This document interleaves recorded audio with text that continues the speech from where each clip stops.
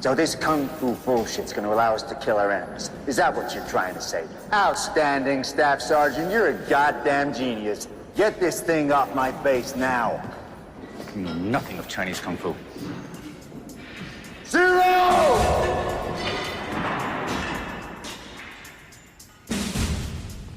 All right, Staff Sergeant Hartman, I'm going to allow you to prove those words. If you can defeat Colin in a fair fight, then I'll consider maybe allowing your wooden girlfriend to stay on the base. Is that understood? Hiya, and welcome to Viva La Action, the action movie podcast where we're talking all things action movies, the good, bad, and underrated. My name is Santi, and with me as always is my co-host, Grayson. Hello, that's me. How you doing? Chilling.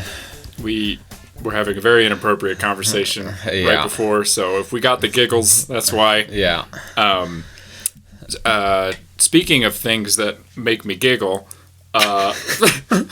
when I see 5 stars on a review for our podcast, that makes me giggle. Does it make you giggle? Yeah, uncontrollably. Oh, yeah. Yeah, me too. It's a condition, actually. Yeah. But it's a good condition. It is a good condition. So that's why you should do it. Exactly. So if you want Grayson and I to giggle uncontrollably, leave us a nice review. You can do it right in an app if you're listening on Spotify or Apple Podcasts. If you're listening on YouTube, hit that like button and subscribe. Looks like a thumbs up. It does. Or like a upside down wang. True. Yeah. True.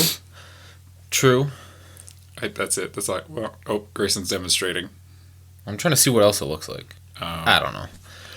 I'm not very smart. It looks like, Oh. Now I'm signaling. I'm hitchhiking. Oh, there you go. Oh, I've been picked up! No. Oh, no. Oh, there he goes. This turns into a pantomime podcast. Where nobody can see shit. It's very early. Yeah. We're recording this. It's very unusual. Yeah. It's at the ass crack of dawn, so. It's like 9 a.m. on a Tuesday. Yeah. But we watched a movie this week. Fuck yeah, we did. We watched Yip Man 4, the finale. Yep. It is the 4th and final film in the Yip Man saga. Featuring Donnie Yen. Featuring old Donald Yen.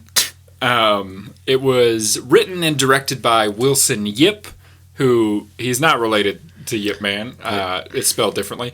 And starring Donnie Yen and Scott Adkins and Chris Collins and a whole bunch of other people. Yep.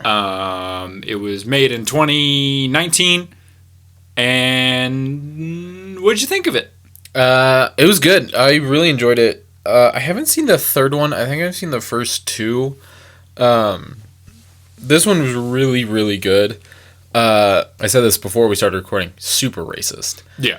Yeah. Like they were out, like straight out the gate with the slurs. Mm-hmm. And they did not slow down. Yep. They drop a couple of CH bombs. Yeah. Yeah. It's So I've seen all 4 Yip Man movies. I've even seen the spin-off film, Master Z, Yip Man Legacy. Which that movie is directed by Yen Wu Ping, who he does the fight choreography in this film. He also did it in 3, and he most notably did the fight choreography for the Matrix films. So he's a very prolific, very famous Hong Kong action director. Hell yeah.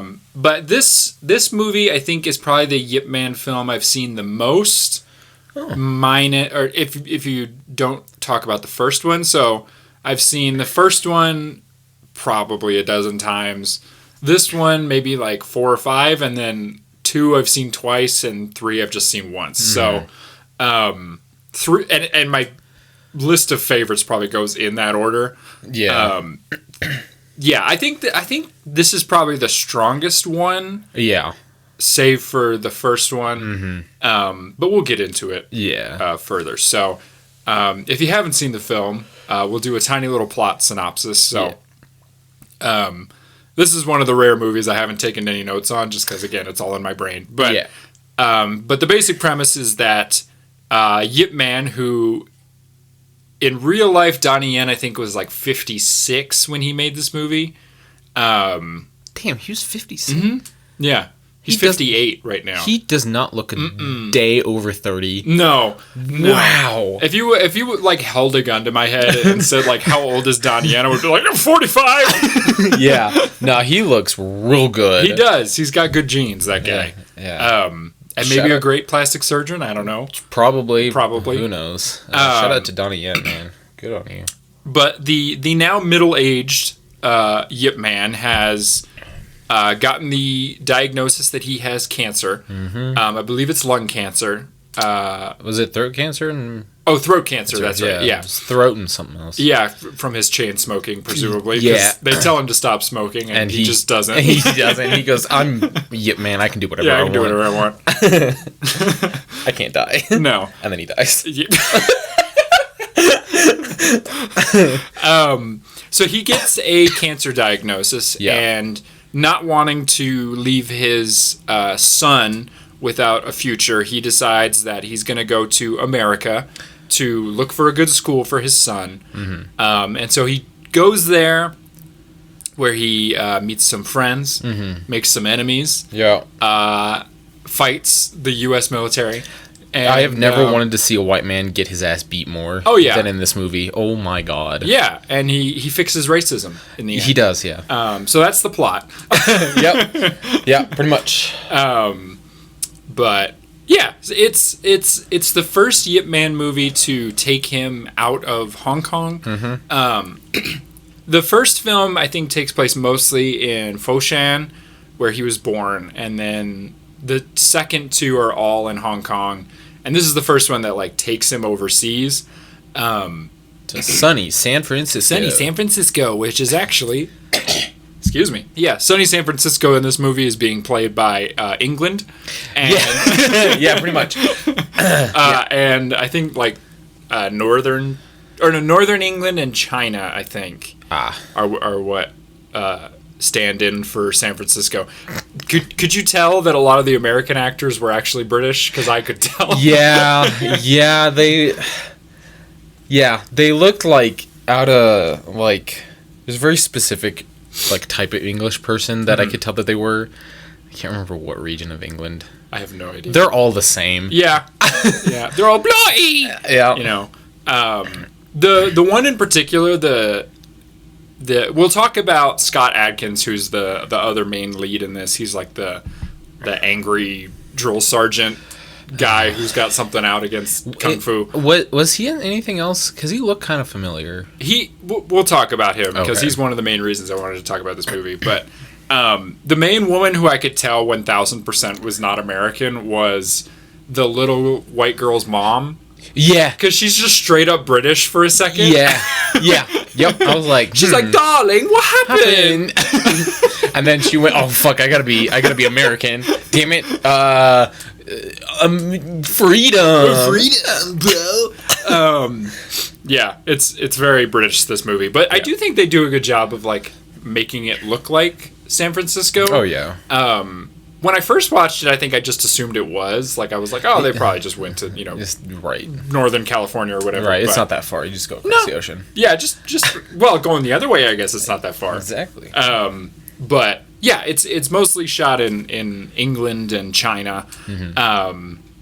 It's a very pretty movie. I think. It's gorgeous. I think they nail like the 60s aesthetic. Oh yeah. The cars were perfect. Yes, and lots of like pastel colors and very Technicolor kind of vibes. Mise en scène. There's a word for you. There you go.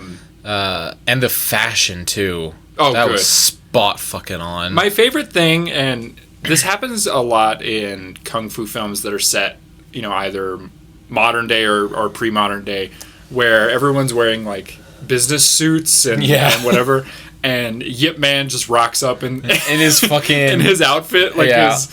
I don't know what they call that. His it's not a gi. It's I can't remember the phrase for it, but his robe, like his robe, his kind of one piece outfit. Yeah.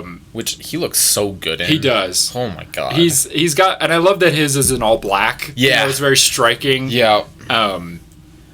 Speaking of things being very striking, I think Donnie Yen. I think this is the character that if they, Oh, I thought I was playing footsie with you. That was the dog's nose. Don't know if that's better or worse.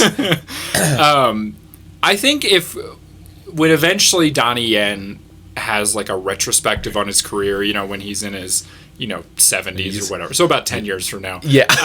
That doesn't make any sense. I know, it's bizarre. I think this may be not necessarily the movie, but the series of films that like defines his career, because I love him, and I've every time he pops up in something, I'm glad for him to be there. But I don't think he's any better than he is in these. Oh yeah. And I don't mean that just as a martial artist. I mean as an actor. Yeah. I think he's just totally in his element, where he's very reserved and quiet, but he has those moments where he expresses a little more emotion, but they don't feel, you feel the payoff of them. They're not, you don't feel like that. When you watch like an old movie and it's a guy and acting at that time was basically just be really quiet until you explode. Yeah. Yeah, pretty much. I think he sells his quiet moments enough that you buy his louder moments. Yes. And then of course his physicality is just Perfect. Unmatched. Yeah, he's so good. He's very good. He's a very good actor. Incredibly. Yeah. Do you know if he went to school anywhere for it? So I was reading about his background, and he, I believe, learned more traditional kung fu from his mom, and then later in his life he went to different gyms. So he, studied kickboxing and taekwondo. He's a huge proponent of mixed martial arts. Right. So he's a big MMA fan. He's a big UFC fan. That makes sense.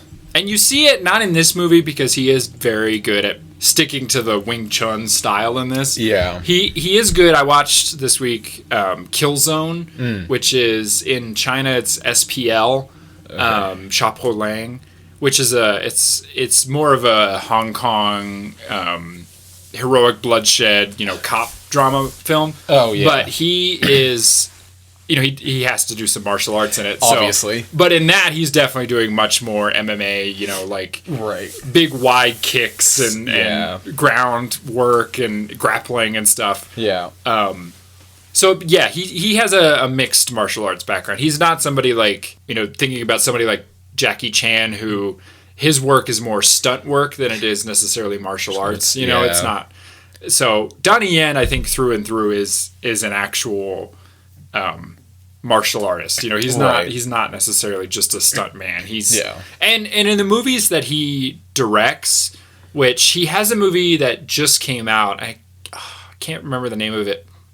It just came out in China. I don't think it's out here yet. He directed that film, and just from the bits I've seen, it's very like fluid, very Crouching Tiger, Hidden Dragon kind of wuxia action. But yeah, his background I think is mostly like a mixture of stuff. Right. But yeah, he's phenomenal. He's very good. It's just so much. I think because we talked about, this is an interesting movie because it's very closely related to Yip Man: The Final Fight, which was our second episode. And these two films have very similar stories, but I think watching this movie, what I realized I was missing from Yip Man: The Final Fight, even though I loved the fights in those movies, or in that movie, I think what these movies do a lot better is sort of the mythologizing of Yip Man and making him this like superhero. Yeah. And there's a moment in this movie where, and I think something that doesn't get talked about enough in these, I'm going to keep going off on tangents, but that's fine.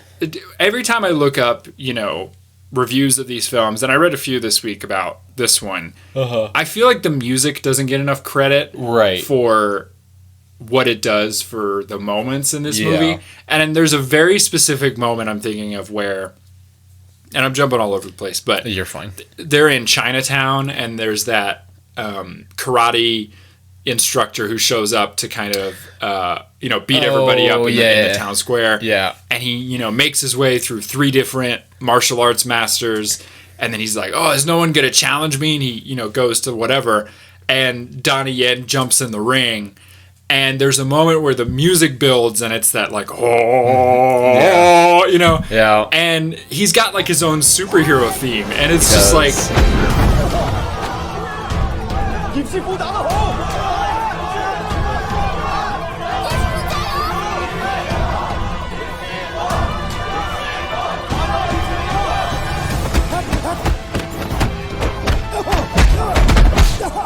I think if you were to take the music out of it, it would still work, but with the addition of it, It just heightens it. I get chills every know. time he like pops up. I'm like, oh, it's Donnie. Yeah. Oh no, I totally agree. There are so many moments where like it seemed hopeless, and then like that, it was that scene where I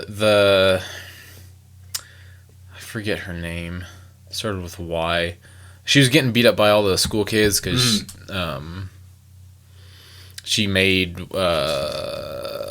like cheer captain or whatever, Right. and like she was getting her ass kicked, right? Yeah. And then all of a sudden, just an arm out of fucking nowhere. And I'm like, oh, here we go. And that music happened. And I was like, let's fucking go. These kids are about to get their ass beat. Yeah. And it was awesome. I think I got chills at that part. Yeah. That is very reminiscent of Karate Kid. Yes. The Mr. Miyagi Yo. showing up to beat up all the kids. Yeah. And that, I think, you see it a lot in this kind of movie. Like that moment, the master coming in to beat up all the jerks. Yeah. But I think this is one of the better examples of it, especially because it's really funny. Yeah. There's a great moment where, he's like, he takes the stick away from the kid, Yeah. and he's like going like that. And there's one moment where he like smacks a kid on the butt. Like, Yeah.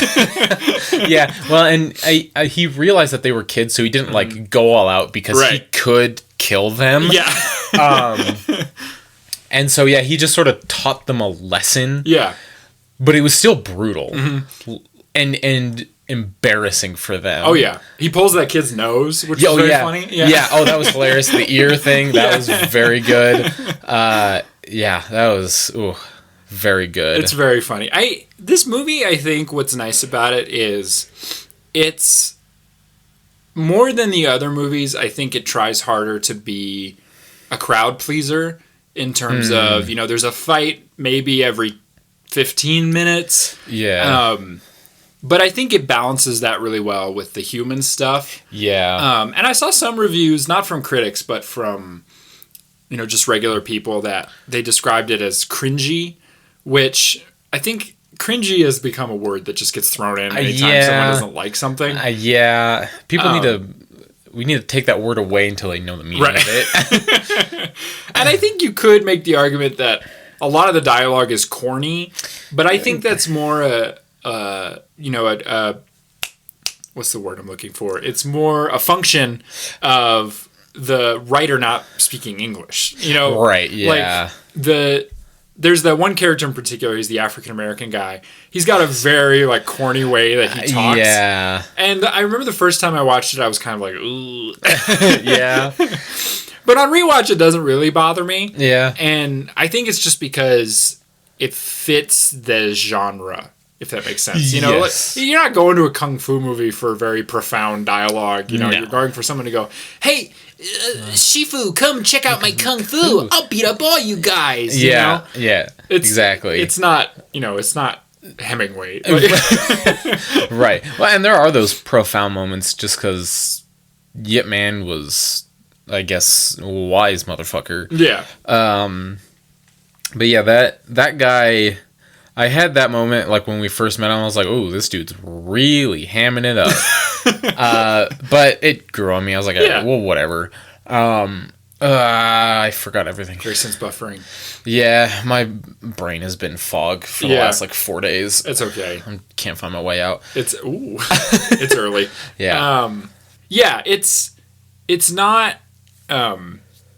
You used a good word, hamming. There's a lot of people hamming it up. Yeah. But I like it. I think it's kind of fun. It is. It really is. And there's a couple actors, like I think his son wasn't really hamming it up. He just was good. Yeah. Like he really played like a disgruntled teenager who lost a parent and is sort of just like not coping with it well. Right.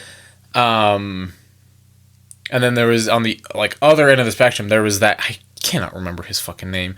But yeah, he was hamming it up hard. And then the Marine instructor. Yeah. The karate instructor. I think he also was kind of hamming it up. Yeah. There is some moments where I was like, yeah, that was a bit excessive. Yeah, he's definitely the phrase I think most people would use is he's chewing a lot of scenery. Yeah. You know, he's showing up and he's pointing his finger and he's, you're Chinese Kung Fu is the thing he says about 12 times. But I like it insofar as it feels reminiscent of, like a 70s Kung Fu movie. Yeah. Very, whatever. But so that's Scott Adkins. I've brought him up many times, but yes. He is a very prolific martial arts actor. Really? He shows up mostly in sort of low budget action films, especially over the last, 10 or 15 years. But you probably have seen him. He occasionally pops up in a Hollywood movie. He was in Doctor Strange. He's one of the villains, like lackeys. He's in what is it? Oh, he's in The Expendables 2. He's one of Van Damme's lackeys. I've never seen any of the Expendables. Okay, I'm trying to think of something you might have seen him in. Because I've seen Doctor Strange, except that came out like a million years ago. Yeah, and I've only seen it, I think, the once. That may be just what you recognize him from. Yeah, he's featured a lot. He's not necessarily a main character. Yeah. In fact, I don't think he even has a line in the film. But he's great. He's one of those guys where in certain circles he's very famous. Like if you're someone who watches a lot of kung fu movies or a lot of low budget action films, then you just know him. Like you know his face. His name gets put on the title or whatever. But if you're somebody who only watches, kind of more mainstream, like Hollywood stuff, you've probably never even heard of him. Yeah. But what I really like about him is that he has a great physicality and he commits really hard to the role that he's playing, where he's kind of aping that like Full Metal Jacket, like drill instructor kind of thing, just screaming every word. Yeah. But I think the fact that he is a good martial artist helps to sell that. Yeah. Like when he's going toe to toe with Donnie Yen, even though Donnie Yen is very good and is easily, the better of the two, I never felt like, oh, these guys aren't a match. Right. I felt like, oh, Donnie Yen, could get his ass kicked here. Yeah. And he almost did. Yeah. That fight is so phenomenal. Good. It reminded me of the fight in Karate Kid. Yeah. Yeah. Right, where like he gets his fucking leg broke and then he just like one shots the bitch. Yeah. Right? I was watching it, he like goes down and he gets his ass back up and just pummels that guy. Yeah. So good. Oh, it's a good fight. Yeah. And it goes through the motions of a Yip Man fight where, he's on the back foot kind of at the start. He's trying his best to, deflect punches and stuff, but by the end he's doing the punch combo and he went for it on that. Oh yeah. It went for a minute. And I was like, how is this guy still standing? I will never get tired of that. Yeah, it was so good. And then what really got me was the like breaking his arm and then throat punching him. Oh yeah. Or whatever the fucking that thing was. I love the throat jab. Oh my god. I was watching it and my roommate came out like right around that fight and we watched that fight, and the instructor went down, and she just went, "Is he dead?" And I was like, he very well could be, but I think he survived. Yeah. I don't think he ever kills anyone. No. Not to my recollection, but... No, I don't think so. I love... He does that in the first one where he goes to punch somebody, Yeah. and then he's just short, so then he flicks him in the throat. Yeah, yep. Yeah. I love a throat flick. It's so good. Yeah, that fight is really good. I think it's maybe my second favorite fight in the movie. My first one being... So a character we haven't really talked about much is he's the Tai Chi master. Yes. And he's the leader of the Chinese Benevolent Association, which in this film is kind of a MacGuffin. Like, it's this association that can write a recommendation letter for a Chinese national to get, someone into an American school. And in this movie, the lead of them is this guy whose name I can't remember the character's name, but he's a Tai Chi master. So and just lucky for us, everyone else on the board is also a Kung Fu master, right? Exactly. Which is always fun. Oh yeah, it's great. And there's a great moment where Donnie Yen saves his daughter from being beat up by the bullies, like we talked about, and he comes back home with her. And she's telling her dad, hey, let Miss Uncle Yip have a recommendation or whatever.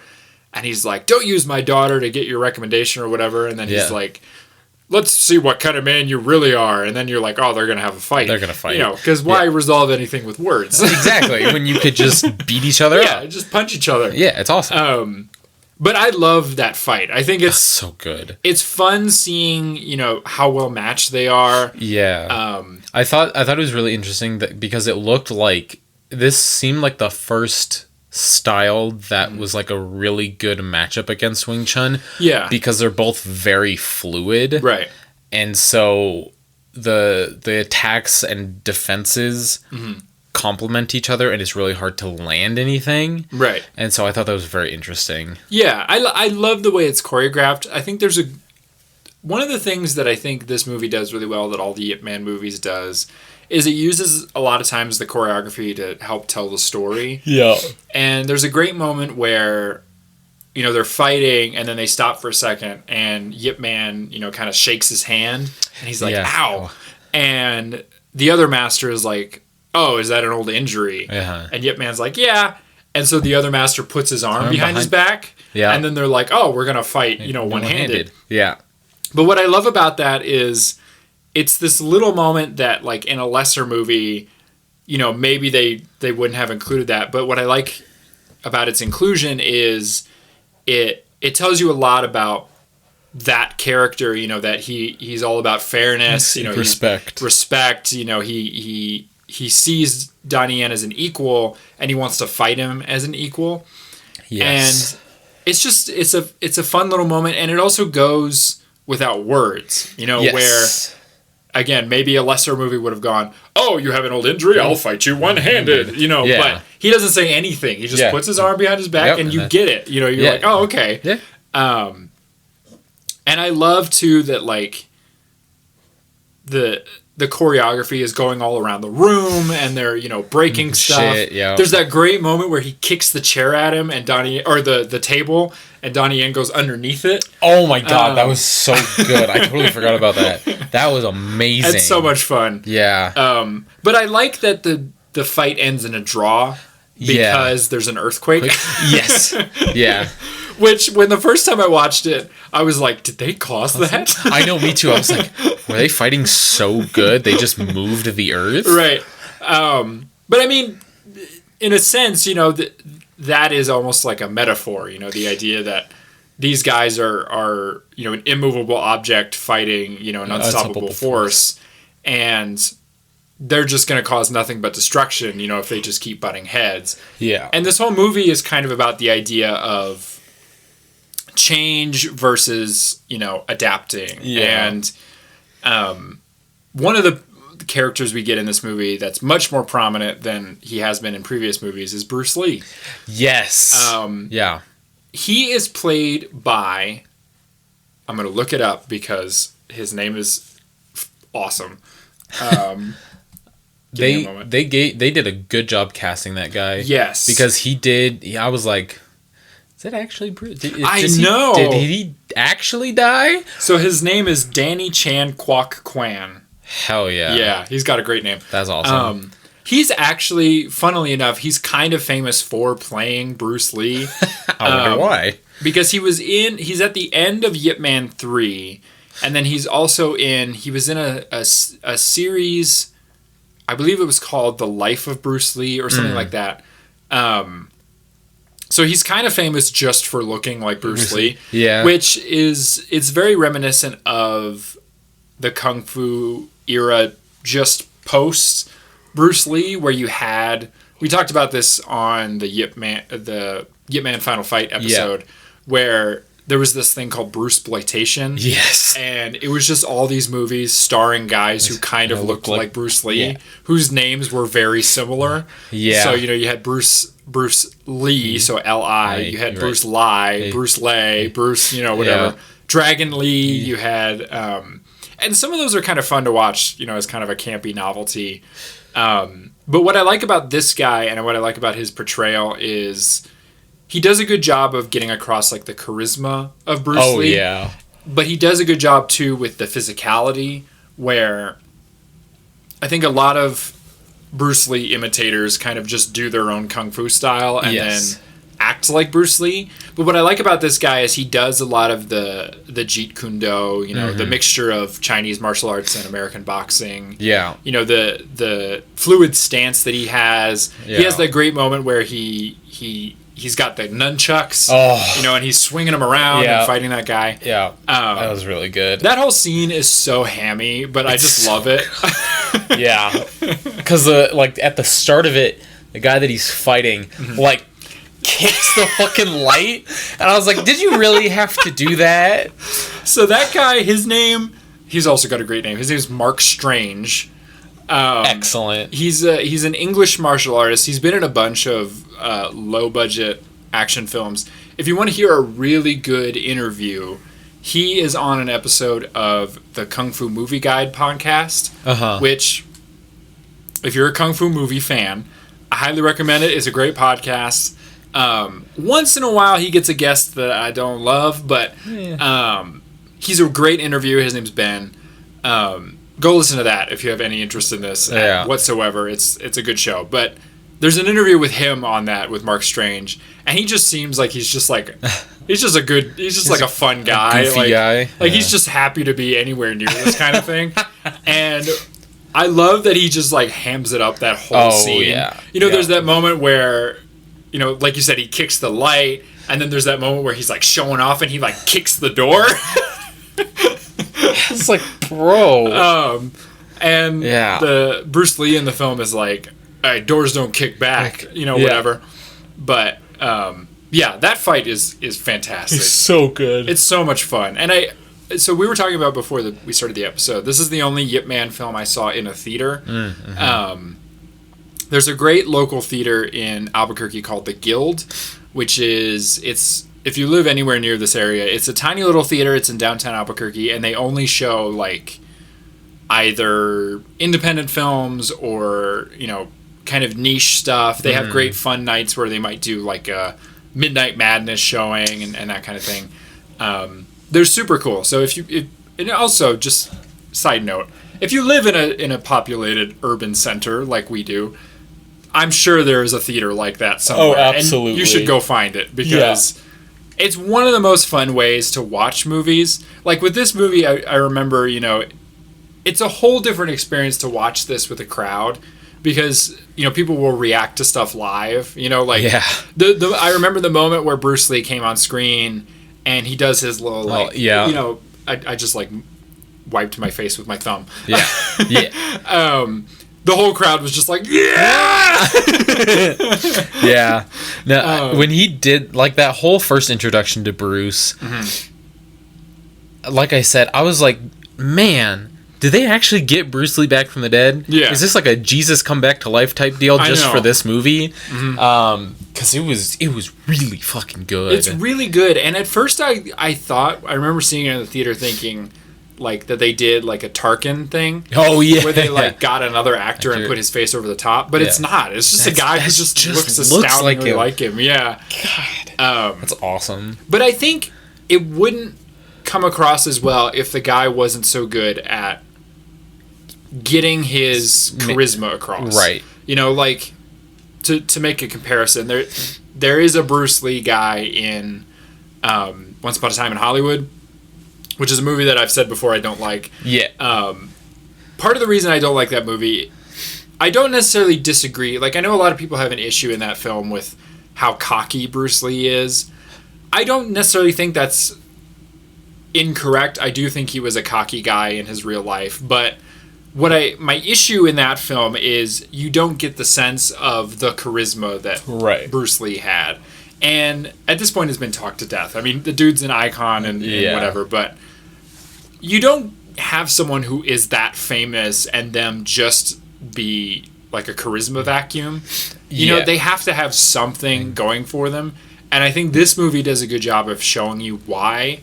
You know, like, I think this movie does some things that kind of bothers me with Bruce Lee, but one of the things I do like is that they show, you know, that there's a reason people would want to learn from him. You know, he's this very interesting person. You know, he's cool. He's like, he was fun to be around. Mm-hmm. He also had a lot of like really good ideas in terms of like bringing Chinese martial arts to America and teaching that so that people like understand and appreciate those forms. Yeah.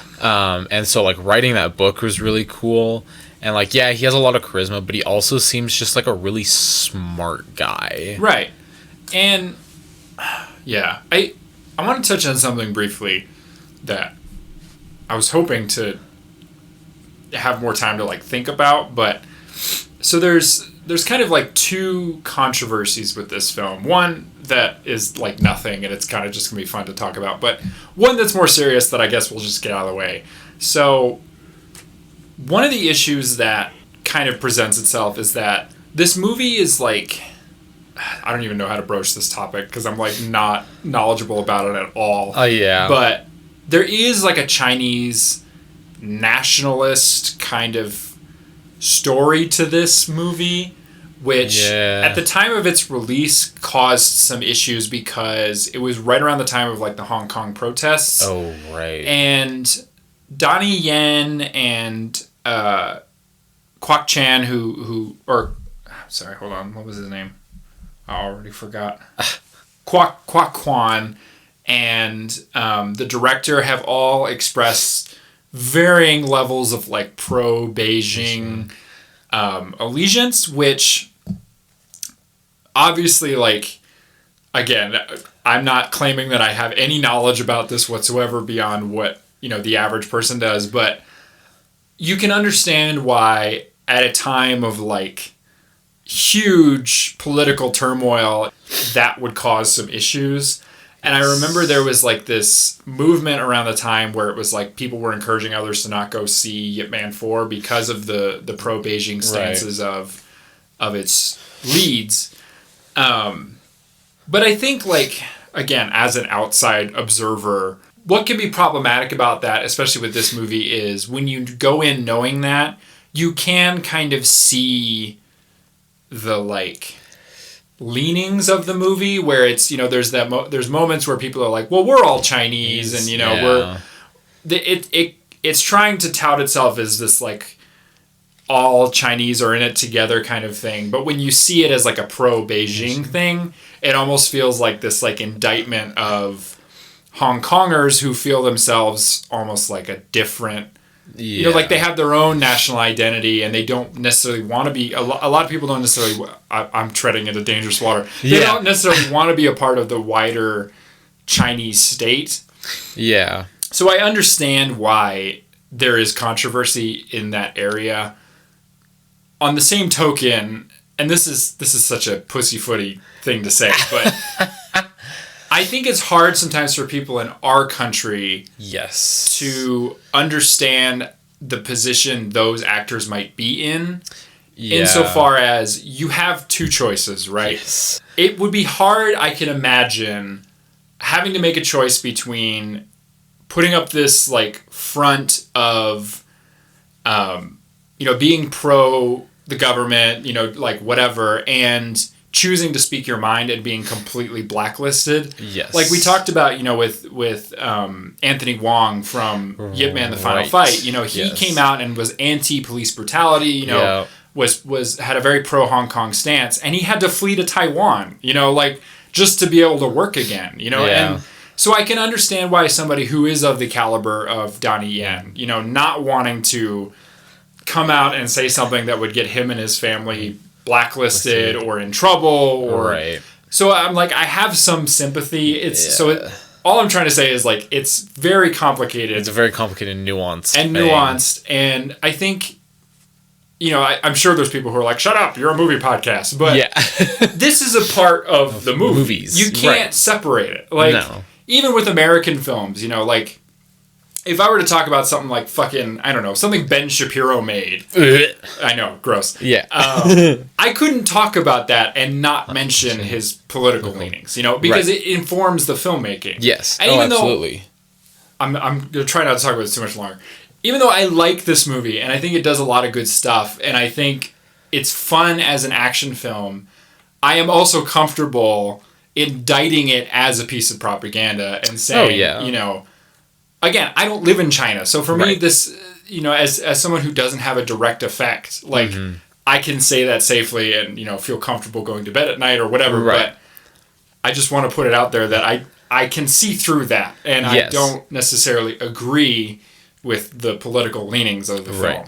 Well, and it's like, because in America, we have just a lot of, like, pro-military movies, right, which is kind of the same thing. It's like, oh yeah, look, it's the military, they're doing good, we're fighting the bad guys, we're coming out on top. It's that whole like nationalism, like be happy for your country type of thing. And we have so many of those that I think it's easy for us to kind of pick it out, even if it's from a different country, because we know, because like most, if not all, propaganda is basically the same. Right. And so if you know what to look for, it's easy to spot.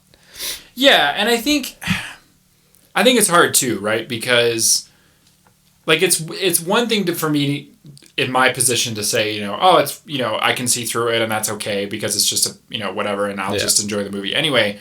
But it is also worth noting that kind of storytelling is malicious. Yes. Insofar as it is trying to convey a message of compliance and, bringing it back to what I was talking about with the Bruce Lee thing, there is something uncomfortable about portraying a man who was biracial as, putting aside his more complex beliefs and just saying he was pro-Chinese, he was pro whatever, because he saw himself very much as both. He didn't necessarily see himself as purely Chinese. He didn't necessarily see himself as white.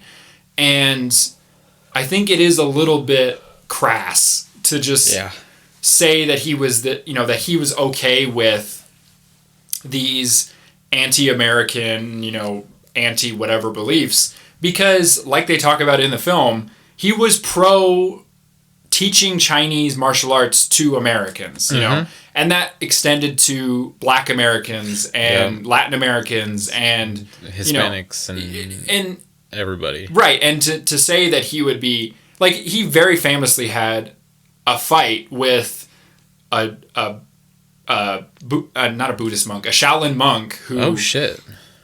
This is a very long story. There's a couple of great articles and actually an entire movie dedicated to this, but there was this famous fight between him and Wong Jack Man, who was a famous, I believe he was a Shaolin monk, who was sent by the Shaolin Temple to America to have a fight with Bruce Lee, basically to tell him to knock it off and to stop showing, whatever.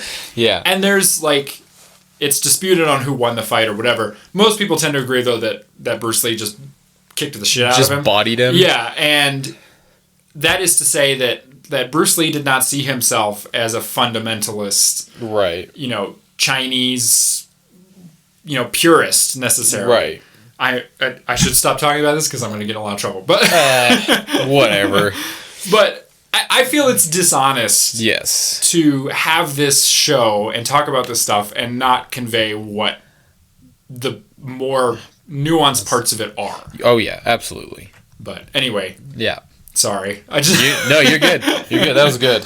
I had to talk about it. Yeah, no, I agree with most of that, if not all of it. Just because, like, yeah, you're right. People's, as much as they try not to, people's political stances inform their art, Right. And their movie making. And I had no idea about all of that going on when this movie came out. But looking back at the movie, I'm like, oh yeah, no, that makes sense now. Yeah. That makes a lot of sense. And again, I don't want to say that like you can't enjoy this movie apart from that, because I think you can, because I do. I mean, oh yeah, me too. I've watched it half a dozen times. I Yeah. mean, there is something to be said for the art of this film and the way it's made, and there is a story to be told apart from the political undercurrent of it. Right. But I think it's naive to ignore the politics that are at play here. Right. That being said, there is another controversy with this movie, which is a little bit funnier. Okay. Go for it. Sorry, there's something in my eye. That's okay. Don't mind me. Is it come again? Yeah. Oh, okay. Yeah. Damn. I know. I gotta stop doing that. I know. Okay, I think I got it. You need some water or something? No, I think I'm good. Okay. I think I'm good. You Alright. got some coffee there. You can just pour that in your eye. No, I don't. Oh, man. So one of the actors in this movie, he's a guy named Chris Collins. He is like he's like the other karate instructor. He's the guy who's got like the undercut. Oh, like, yeah. Whatever. Yeah. So that guy is very interesting. And Yeah.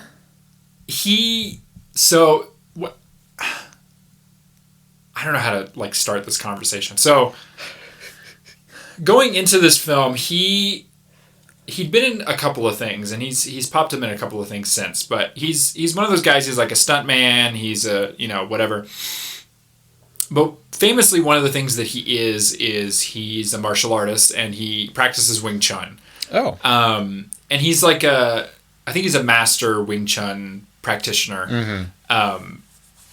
And he trained under, I can't remember the guy's name, but he's someone who trained under a guy who trained under one of Yip Man's sons. So gotcha. Okay. He's got kind of a direct lineage to Yip Man.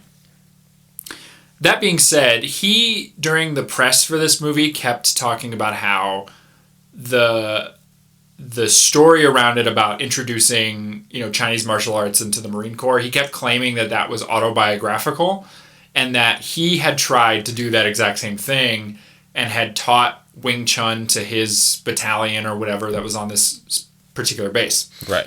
And people had like looked into this idea and were like, that's odd, right? Yeah. Like that's an odd thing to claim. Yeah. And some people like dug further into his history, and he'd made these claims about, being in the Marines for like 9 years and doing combat missions in South America and like China and all these places. Huh.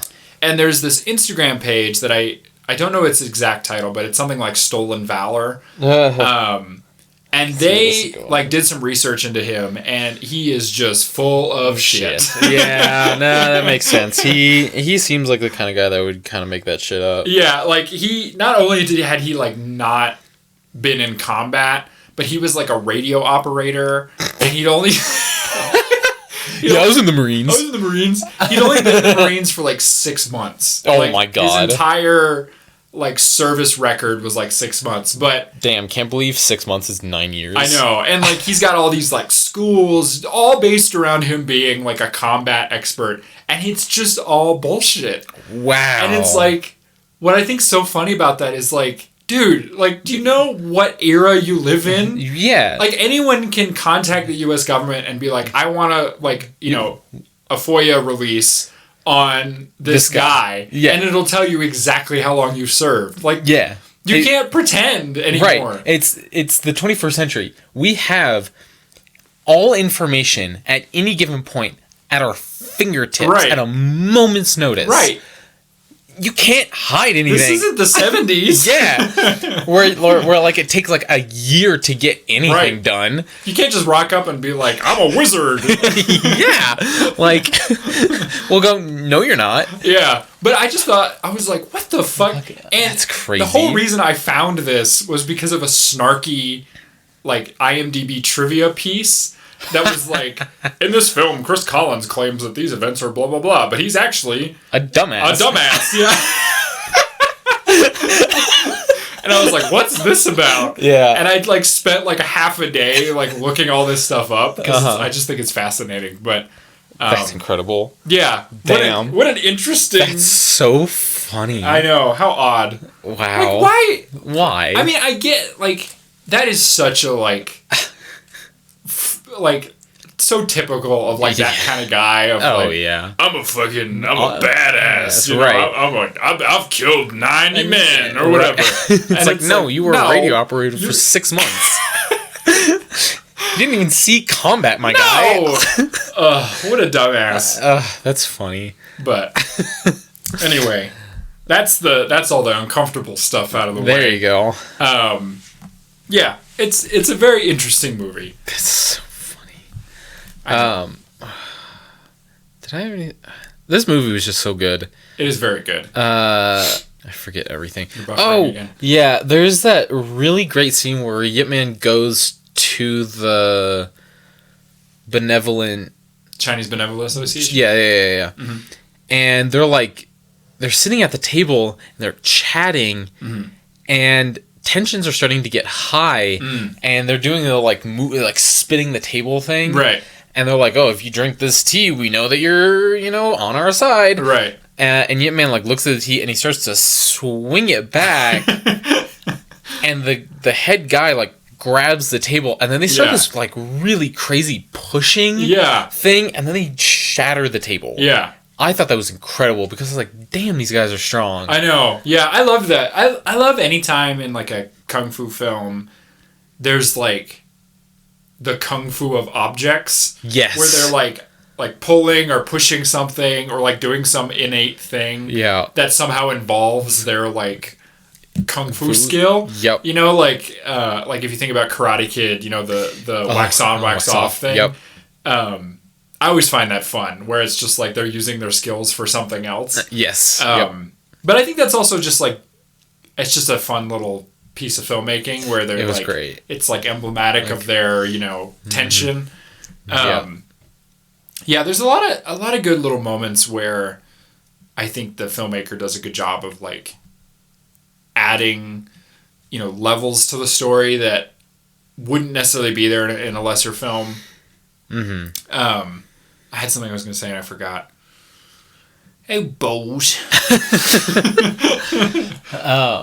I like how the raid on that benevolent association was just like them walking in there. Yeah, it's just like 4 guys. Yeah, they just like walked in there and like, huh.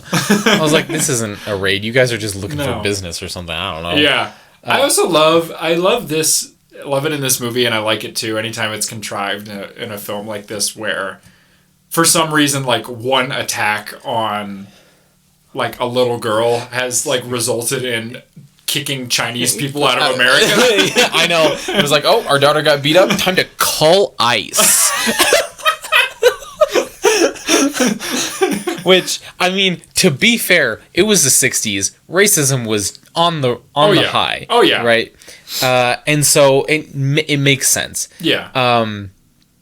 Yeah, the white people in this movie, oh boy. Yeah. Every time they got their ass beat, I was giddy. Oh yeah. I was so excited. And when we first met the drill sergeant jackass guy, immediately I was like, oh, Yip Man's gonna kick his ass. Oh yeah. And it's gonna be awesome. Oh yeah.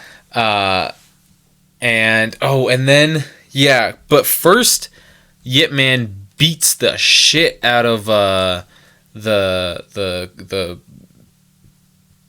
guy that was in the Marines for 9 years. Yeah. Yeah, and just humiliated him. and it got that guy so angry. Yeah. That he's like, oh, I gotta just show up everybody. It's like, bro. I know. I did like that little scene where he just like, I think one of the things the Yip Man movies do that I think more kung fu movies should do is there's really great like comedic moments. Yeah. And my favorite like joke in the movie is when that guy, the fake Marine man, shows up to like lay waste to whatever. Oh, yeah. And that one master, his name's Master Law. He's like, I'll take you first. And he shows up and he just gets one punched off the stage. Yeah. And he's like, oh, he caught me by surprise. Yeah. I thought that was, and that guy is so good at like playing that up that I was like, yeah. I loved that moment. I totally bought that too. That was a great joke. What I found really cool was that of all those masters that fought him, the woman like held her own, I think, the longest. Yeah. Which was, I was like, damn. Mm-hmm. And I think that was intentional. Yeah. Like this idea that, her specific style was, the most fitting to defeat that guy. I mean, she still gets her ass kicked. But, right. She was practicing crane style, I think. Oh, right, yeah. Which we saw in Clan of the White Lotus. Right.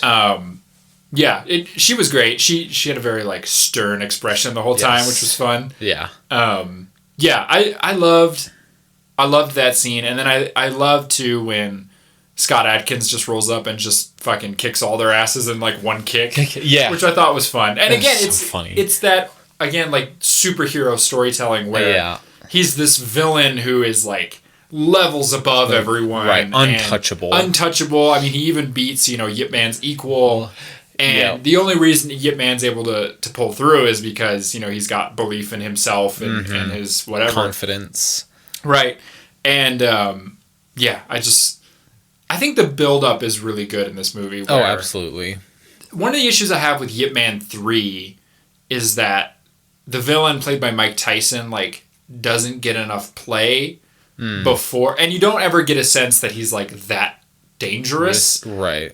He's kind of just this like presence in the background that shows up at the end. He's like, I'm gonna kick your ass. And then, they have like their little fight. Yeah. And I think this one does a better job of being like, this guy is Yip Man's equal. Even though he's a drill sergeant, he's like also a karate master for some reason. Yeah. And I do like the storytelling theme, this idea that in the first movie, he's fighting a karate master who is a Japanese guy. And, at that point in time, the oppressors of the world are Japan. They're fighting back against whatever.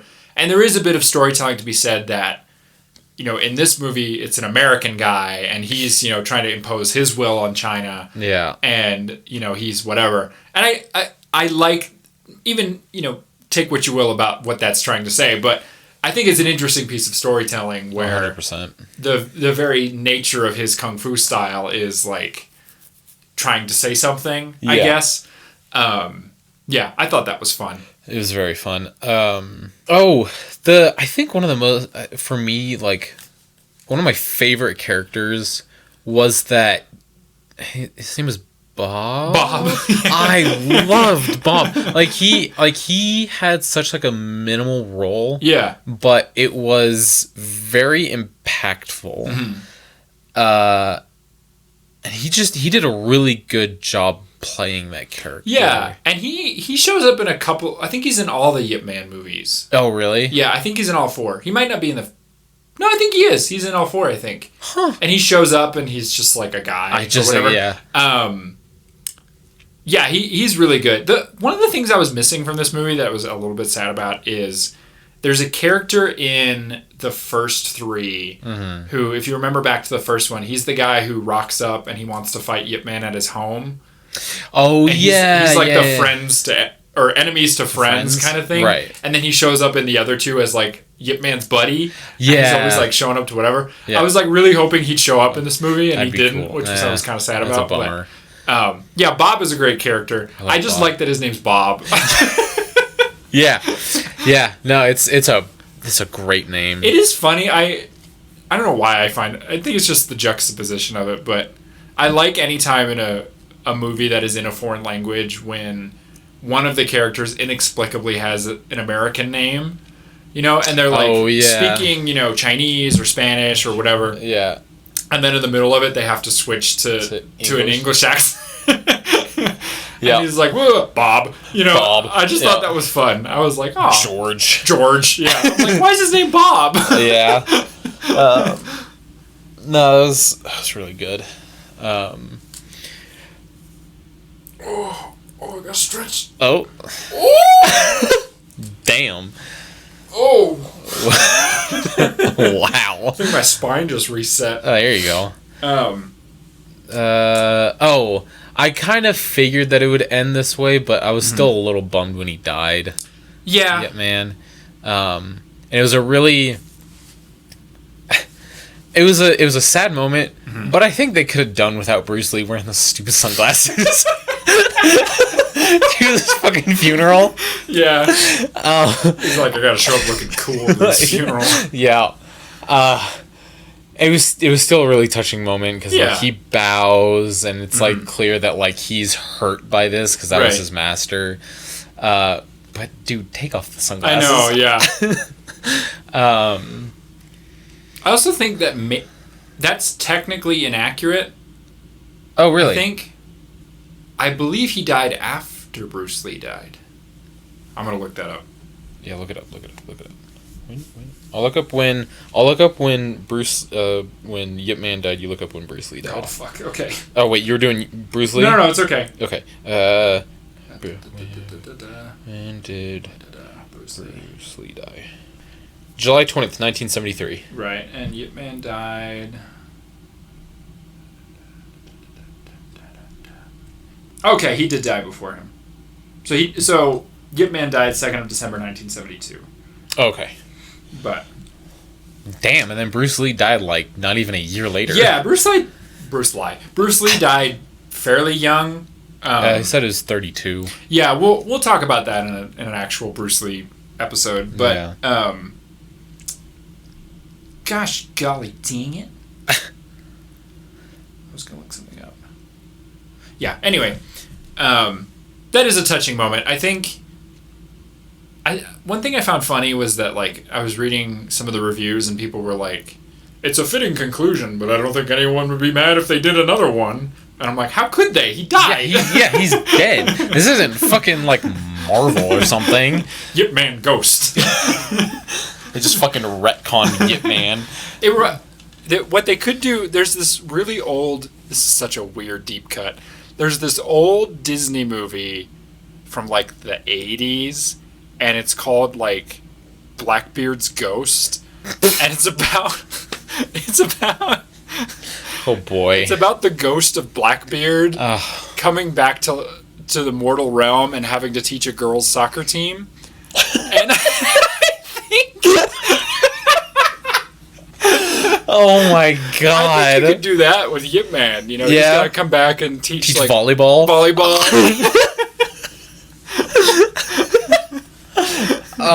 Yip Man's ghost. Yep. We should look up Blackbeard's Ghost. I think it's on Disney Plus. Actually, sure. don't look it up. It's terrible. But yeah, no, we can't do anymore. As much as I would love another one, he died. Yeah, he died. Unless you go back in time and make ones from his younger age, like years. But speaking of, I think if you compare this one to Yip Man: The Final Fight, I don't know. I think it's hard because like they're so different. Yeah. And I think Yip Man: The Final Fight is so much more somber. Yeah. Already that I think. Yeah, it's a very sad movie. That one, but I think what that one does maybe better than this one is there's much more nuance in his life in that one. Yeah. It makes him out to be a much more complicated character. Yeah. This one, I mean, it does a good job of showing that he's flawed, but I don't think there's any point where you're like, oh, Yip Man. Right, you're always kind of on his side. Yeah. And so I think in this film there is more grief when he does die. Yes. And there's a mirror of the scene in Yip Man: The Final Fight where you see them filming his, using the dummy. Oh, yeah. Which I loved in that movie, and I loved it in this movie. But I think, like we talked about on the other episode, I think Anthony Wong is better at playing an old man. Yeah. No, for sure. Because Donnie Yen is just like, he's too like fit and like, yeah, looks like a man. Sculpted. Sculpted man 20 years younger than he is. Yeah. And so I don't necessarily buy him as this like shriveled little old man. I'm like, oh, he could kick my ass. Yeah, right? Speaking of that, filming him training, when he was like, oh yeah, I'll show it to you once you film it. Right. I was so expecting them to play that clip again. Oh yeah. Of the actual Yip Man training. And I'm bummed they didn't, but I also kind of, it's whatever. Yeah. I've always thought, like... Oh, by the way, this is totally unrelated. Or sort of related. There's the poster for this movie, I think, is fucking awesome. It's really? like... It's the wooden dummy, and it's, like, on fire. But then, like, Yip Man is still, like, practicing on it. I just think that's baller fucking cool. poster. What happened to movie posters? I don't know. Why are they so trash nowadays? I don't know. I try not to make blanket statements like that, but yeah, no, they are just god awful. Yeah, now. like they released a poster for like the D&D film. Yeah, it's just like the most generic looking thing I've ever seen. Yeah, it's just a bunch of heads. Yeah, it's like what the fuck? Like, yeah, we both paused. Bring back good movie posters. Yeah, like I'm trying to think of like a good. I think the one for Arrival was really fucking good. Arrival had a great poster. Let me look that up real quick. The last time I saw a really good movie poster was the poster for Malignant.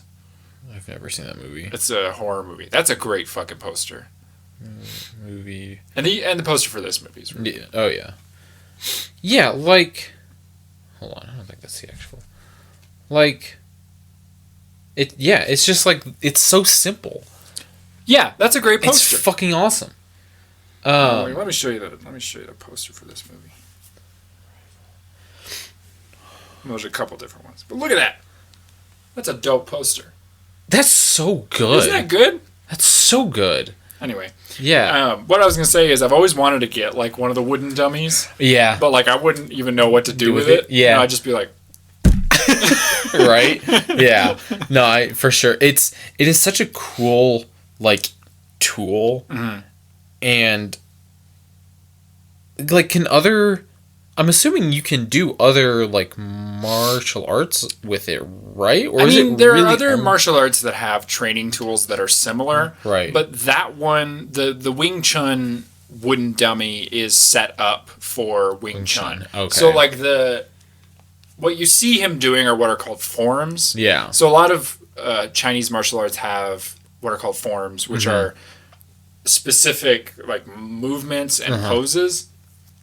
And the way the Wing Chun dummy is set up is so that you can practice going into different forms. I'm demonstrating for Grayson. Yeah. And so I think you would have a hard time like practicing like I don't know Tai Chi on a Wing Chun dummy, but I mean I'm no expert, so I don't know. No, that's fair. I would also love one of those dummies. They're very cool. They are very cool. I was so sad. I got so angry when that fucking drill sergeant burned it. I thought that was so funny. That's fair. It was kind of funny, but like, what a dick move. I just love the idea that guy is just like, just against kung fu for some reason. I don't know why. I love any time a villain in a movie has a very specific grievance. Like, yeah, like just being like hating kung fu for me is just. That's just wonderful. Yeah. And I did love the image of the guy dragging the wooden dummy through, like, the base. That was funny. I thought it was kind of comical. Like, he's got it on, like, a little wagon. Little wagon. Taking it for a walk. I was like, what the fuck's he doing? Yeah, right? I did find it funny when he's burning it and he's, like, smiling. I'm like, what's the matter with you? What's so fucked up? You're so weird. Yeah. So, karate, that's a... Japanese. Japanese, okay. That's karate, Japanese. So karate, if I'm remembering correctly, originated on Okinawa. Okay. Which is an island off of Japan.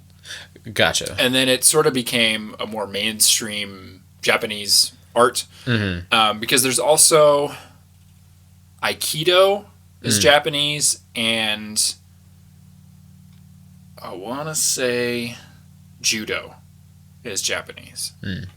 But, like, taekwondo is Chinese, Hungar, Wing Chun, Tai Chi, those are all, like, Chinese. Okay. But karate's kind of the big Japanese one. Right. So then so the Marines were getting taught just pure karate? Or I think it was karate and judo. And judo, because okay. judo's kind of like throwing. Oh, you gotcha. know, like and grappling. Yeah. So I think it was supposed to be a mix of the two. Okay. Because my dad was a Marine. He was in Vietnam. Yeah, my dad's old as hell. Yeah. It's his birthday today. Oh, happy birthday. Happy birthday, Dad. And I think he said that they learned, like, karate. Like, because you do hand-to-hand combat training. Yeah. But they don't call it, you know, like, oh, we're doing karate today. You know, Right. get on your gi. You know, Yeah. it's just like you're going to learn to punch some shit. Yeah. Real hard. And because it's a mixture of stuff, Yeah. right? It's like, it's kind of like Krav Maga, where it's like, it's whatever you can get to kill someone in the most efficient way possible. Because that's the thing too, right? That's kind of the contrivance of this film, is the idea that a Marine would be like, no, that's not an effective way of doing combat. Like, they don't care. They're just like, whatever works, you know? Works, yeah. Which I think, because there's that one, like, general or whatever that, I forget every goddamn character's name. It doesn't matter. The Marine,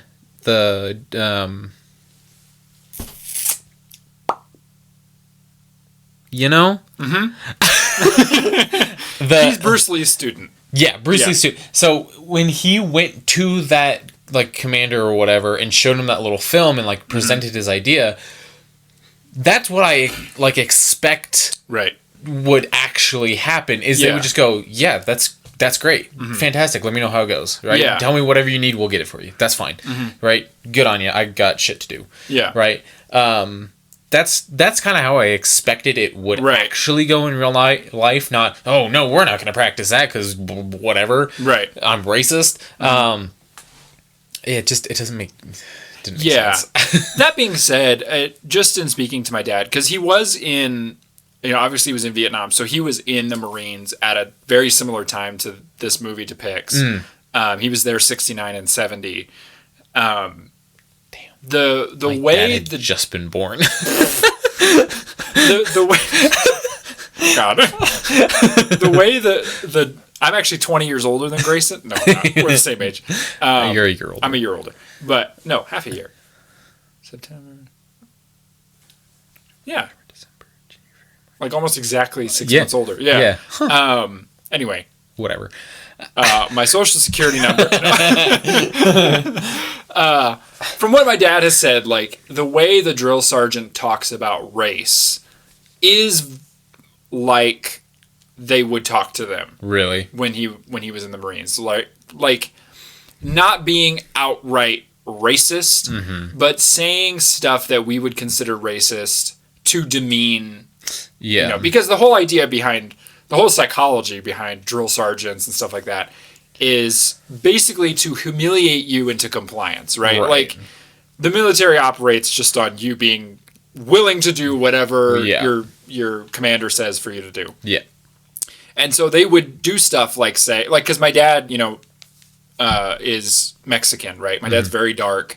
And so, you know, the drill sergeant would say stuff like, are you colored or are you, you know, Mexican? Well, today you're Mexican, and so go, you know, dig in the dirt like a Mexican and stuff like that, you know.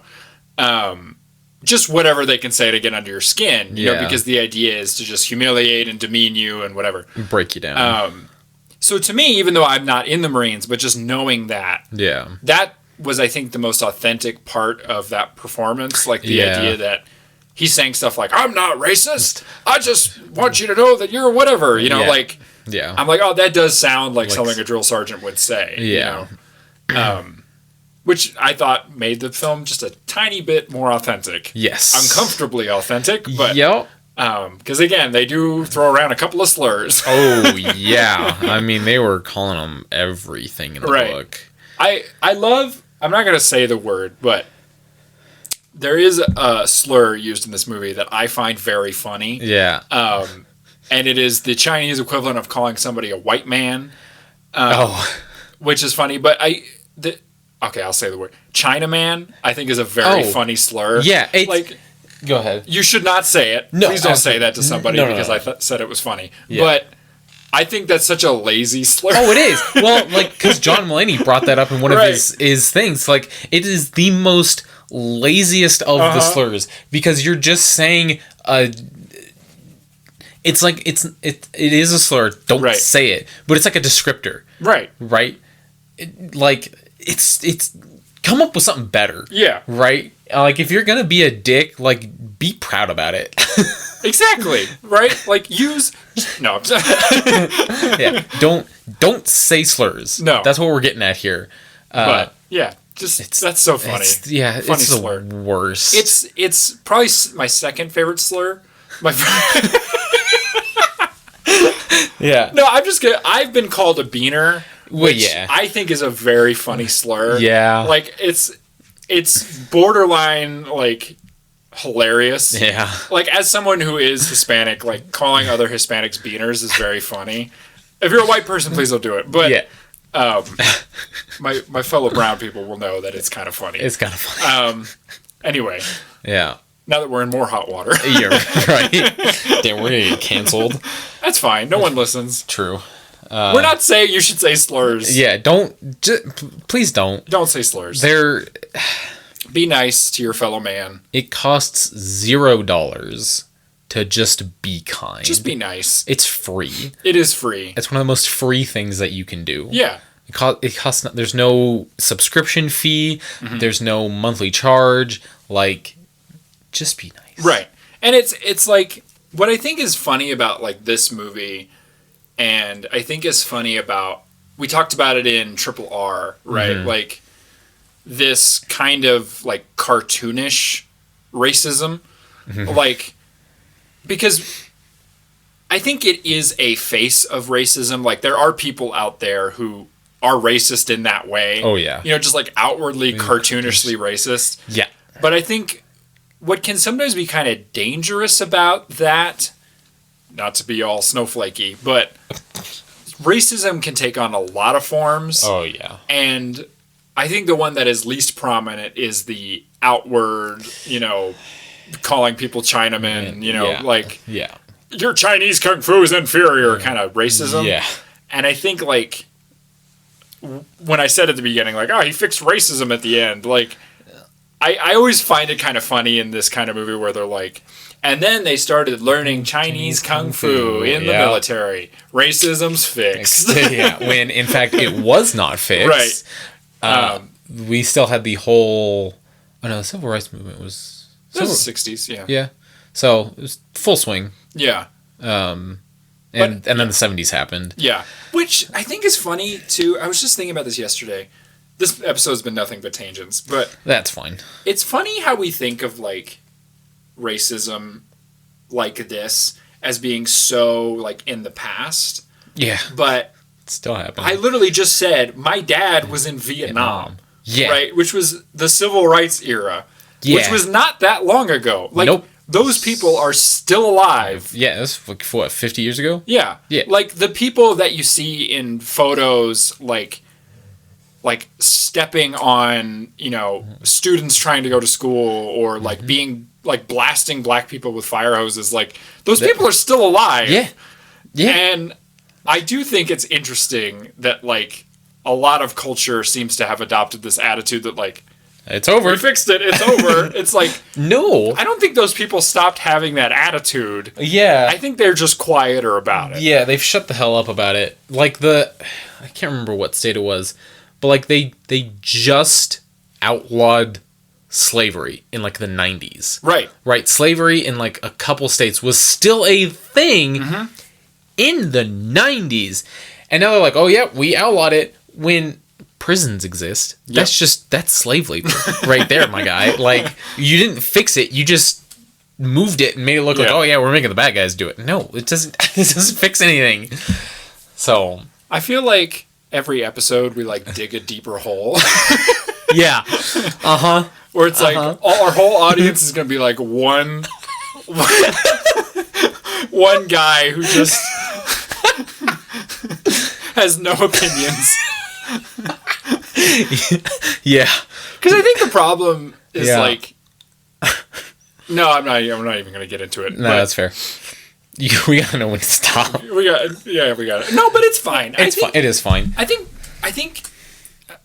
I think you can't have a media criticism show of any kind, Right. and not inject political and like social conversations into it, because I think it is a mistake to think of art as being in a vacuum, right? Yes. And I think and I'm going to make an argument really quick. I think people often dismiss action films, especially as not being art, right? It's like a commercial endeavor, it's whatever. But the people making these films think of it as an artistic expression. Yes. And you can't have a conversation about an artistic expression and not bring politics and social issues into it, because it's a part of the zeitgeist. It is. And whether you like it or not, It's there. it's there, and it's going to show up forever. in it. Yeah. So it's been there since we've started making art. Right. Right. Because I was a theater major, and I had to take several art classes. Right.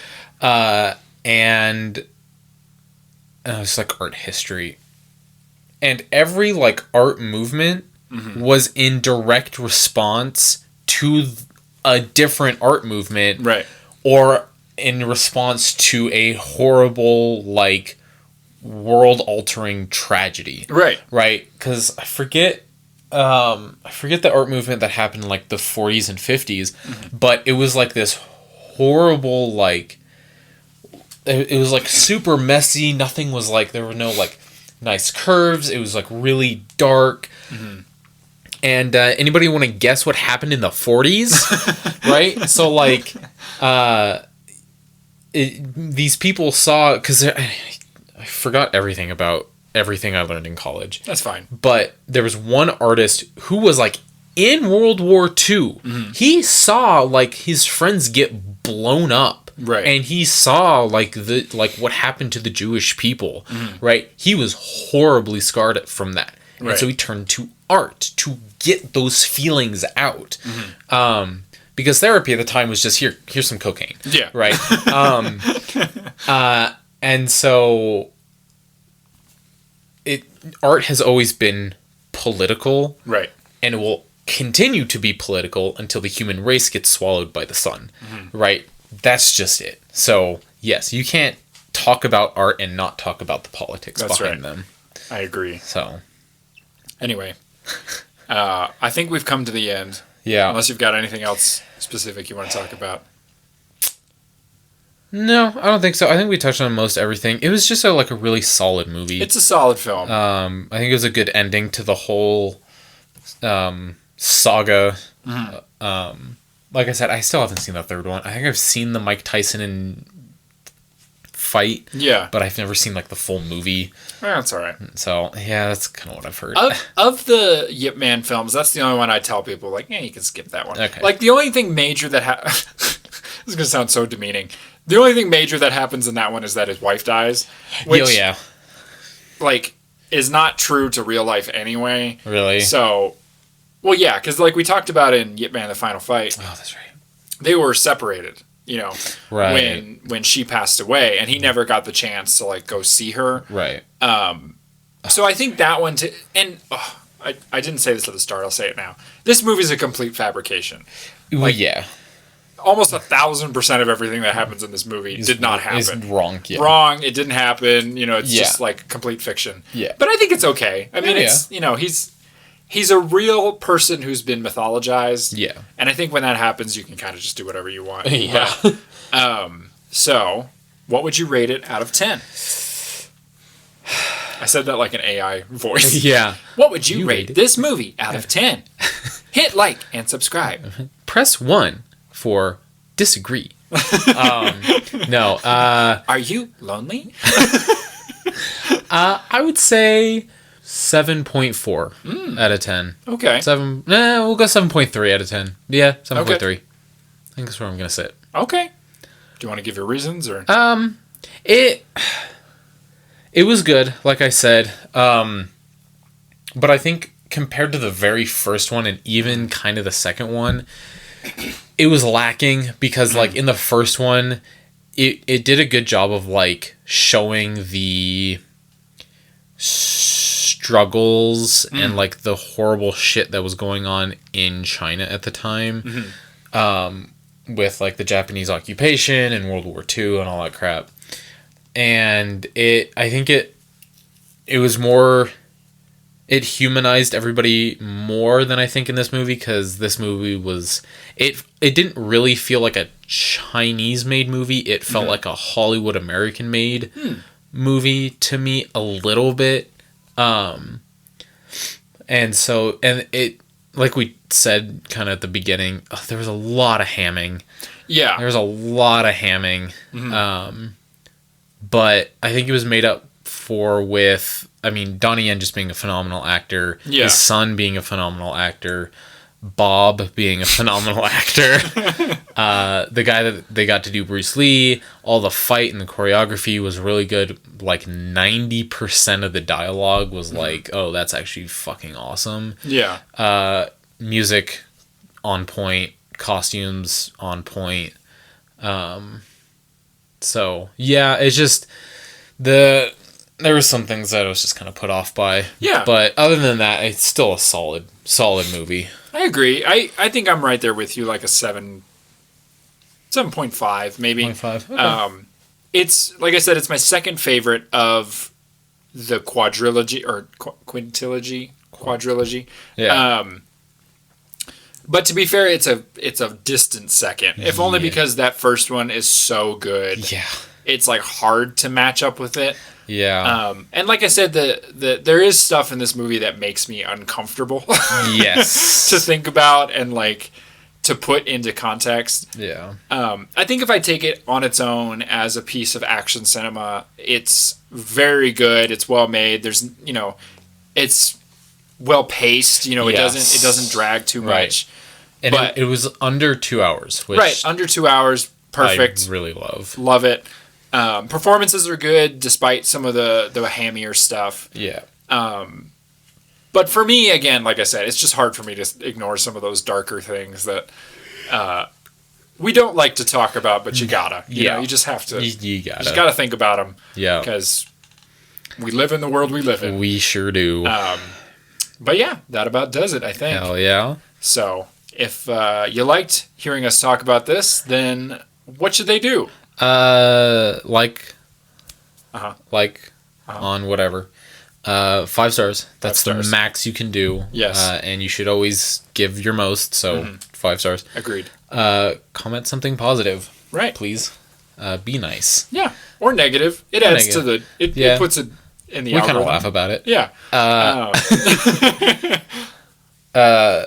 But yeah, engage positively or negatively. I don't care. Yeah. Do whatever you want. But on Spotify and Apple, leave us a 5 stars. Yeah. On YouTube, like it. Yeah, just give it a like. Leave it a comment. Follow subscribe. Us. Yeah. Yeah. If you have something you'd like to tell us, or if you would like to recommend a film for us to watch, you can email us at vivalaaction@gmail.com. If you'd like to connect with us on social media, we are at Viva La Action on Instagram and Facebook, and on Twitter we are at Action Viva. You can find Grayson in a cardboard box. Yep. And you'll find me chilling in the gutters. We also have a TikTok. Oh, we do have a TikTok. That's right. I started a TikTok this week. Yeah. Our first TikTok is hilarious. It's very fun. Go watch it. Yes. It's very on brand. Very funny. For the show. Yes. Anyway, that about does it. That's it. So thanks for listening. Bye.